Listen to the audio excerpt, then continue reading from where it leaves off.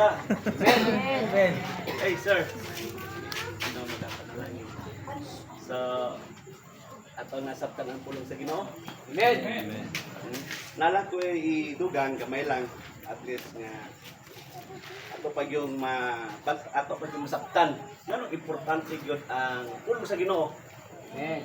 No? Ako na basahon diri sa 2 Corinthians 5:1. Kay nasayod kita nga ini kaguba na niining atong gipuy-an nga payag diri sa yuta nga mong atong lawas hatagan kita sa Dios og puloy-anan dito sa langit kini may usa ka puloy-anan nga walay katapusan og siya gayud ang nagbuhat sa ato ang giingon diri sa scripture kani di atong lawas itawag lang payag sa ato pa ang kaning atong lawas dili gid tinud nga kita ang payag ang tinuod sa kuan katong nagpuyo sa payag sa ato pa kani atong lawas payag man lang dan sa ato pa na pag puyo ani nga mas labing halang doon mas pinaka-importante ug mo na ang kalag ug mo na siya mo atubang sa Dios ato pa nasabtan nga nabi tay tulo ka bahin usa ito tulo ka bahin soul and body ako basahon para ato gyud masabtan sa tanan nga wa pa masayod diri sa 1 Thessalonica 5:23 hinaot nga ang Dios nga naghatag kanato sa kalinaw magputli sa inyong kinabuhi aron nga walay makita nga sala diha kaninyo ug hinaot nga bantayan ug huptan niya kamo nga walay mansa sa sala sa inyong tibok pagkatao sa imo daw tibok pagkatao sa inyong espiritu kalag ug lawas aron nga sa pag-abot ni Hesukristo nga atong Ginoo walay ikasaway diha kaninyo sa ato pa na espiritu pero kung imong tan-awon dito sa Genesis tungod sa pag-disobey kaya patay mo ato nga kung mukaon ka mamatay ka gayud katong wala tagbalong sa tunga prutas pero kung kauno nimo mamatay dili bot pasabot nga imong lawas mamatay ang espiritu ang mamatay ang espiritu manggod mo na siya ang naay communion sa Dios pag ang espiritu patay wala gyud tay relasyon sa Ginoo mao bitaw kay ang espiritu patay di man gyud na wa man gyud na kusog patay gyud na wa gyud na siya sa ato pa kay atong lawas buhi man ang atong kalag makuyog-kuyog gyud na usay gusto sa unod. Sa una nga wala pa ta may kaila kang Ginoong Hesukristo. Unsay gusto sa atong lawas, ngunay wala gyud mabuhat ang kalag kundi magsunod-sunod. Kung gusto siya aning mga pagsabong, mga kalingawan pambabae, ang kalag wa na mabuhat mosunod ra gyud sa gusto sa lawas. Kay ngano man ang espiritu patay man. Pero once gani nga iyang gidawat si Ginoong Hesukristo nga mangluluwas Dios ug hari siyang kinabuhi, ang balang espiritu, ang Diyos nakikiusa sa atong espiritu. Muna nga ang espiritu nabuhi. Pag once galing nga nabuhi, matingala na lang ka sa una, di yung ko ganahan mag-ampo. Pero sa diha nga nabuhi mong espiritu, muhigayon na yun ka sa pag-ampo. Sa una, dili ka ganahan mo simba. Musayin lang ka, kada makakita ka simbahan sa ilan, pero dili ka ganahan mo sulod. Makakita lang ka simbahan, pero wala yung panahon. Pero once galing nga nahiusan na, nabuhi mong espiritu, na nakay-desire nga musimba sa Diyos. Amen.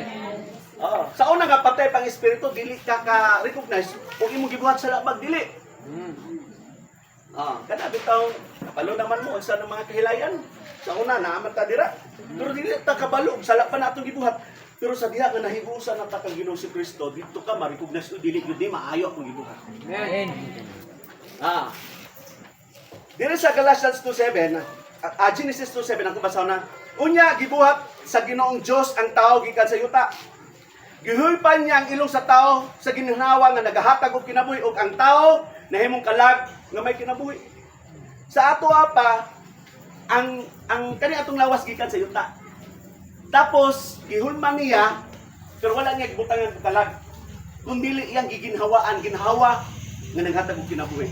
Sa ato pa ang gininhawa sa Dios nagpunek sa yuta nahimugso ang kalag. Pero kung imong basahon diri sa Ecclesiastes, ako basahon na, your body came from the earth, and when you die, it will return to the earth.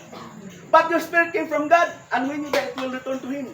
Sa ito, pang imong espiritu, gikan man na sa Diyos, bubalik na sa Diyos. Ang imong lawas, gikan man sa yuta, bubalik. Unsa may nahibilin? Kalag. Ang kalag na diri sa Hebrew 9:27, ang tao kausa lang galit mamatay ug pagkahuman hukman siya sa Dios. Dili tiaw atong kinabuhi diri sa yuta. So tiyan na lang taon kamudahan. Sa una nga wala pa kay ko masayod sa kamatuoran, relax na kay ko. Isa po ko sa busy kayo. Maski na ko'y panahon pero busy ko na kanunay. Dili biya 24 hours nga nata sa trabaho. Pipila ra biya ka oras nga nata sa trabaho, pero pangutan-on ta mahitungod sa Biblia, busy. Pero kalingawan gani inay bakante. Amen. Tama o tama kayo? Dako kayo. Pero dili na siya tiya ato kinabuhi diri. Kaya nga naman, mupo ra kaya ato kinabuhi diri. Huwag nangandam ka sa imong kinabuhi diri sa yutang nga mubo ra unsa pakha ang eternal life. Mo na nga, mintras nga napay panahon, kinahanglan yung tagaan nato ug panahon ang Dios. Amen. Ayaw sa tagaig panahon nga salin na lang sa imong kinabuhi. Mintras nga lig-on pata kinahanglan gyud nga mahimot gyud ang Ginoo sa atong kinabuhi. Ato ba nasabtan ang pulong sa Dios? Amen. Na ako'y nadiskubrihan. Kana gani mapasok ta sa kandila, kinsa may na-try diri nga napasok. Tanan halos. Sa buhit pata napamanta sa tong lawas, mo ni siya ganghaan nga ang atong kalag masakitan. Pero kana day masakitan sa tinuod gyud ang kalag gyud ang masakitan. Pero kay buhit pamanta napan ang lawas, pag maigo ang ato ang diri, sakitan gyud na ang kalag. Pero kung mamatay ang atong lawas, but pasabot sa kamatayon man God, death actually meant separation. Ang atong kalag moseparar na sa imong lawas. Ang patay, maski pasukan pa na nimo, wala na siya. Dili na masakitan. Tingnan naman ang kalag wala naman sa lawas. Parang na. Sa ato pa ang muantos diay ang kalag. Nya karon kay matud pa sa Biblia, mao man diay ni hukman. Di ba? O makauban ba ang Diyos hangtod sa kantor o dito sa nagdilaab nga kalayo?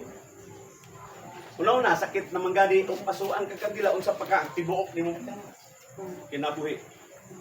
Itambog dito sa nagdilaab nga kalayo.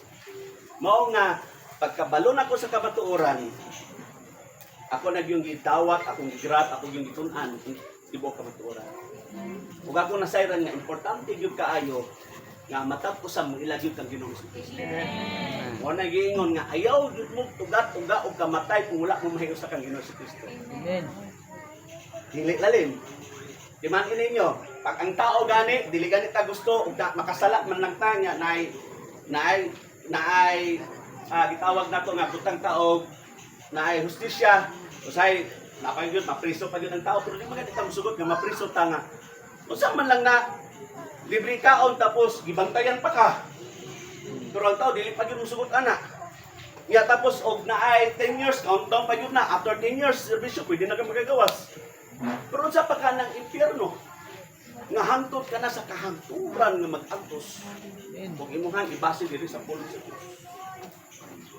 Tama ba? Mao bitaw nga moingon ka nga ugma man unta ang Dios nganong gitubutan man nga mag-antos ang tao sa impyerno.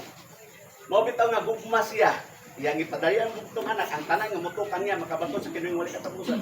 Wala siya magkulang sa pagpahilumdom sa matagusan nato. Amen. Dili siya gusto nga matagusan mag-adto sa kalayo.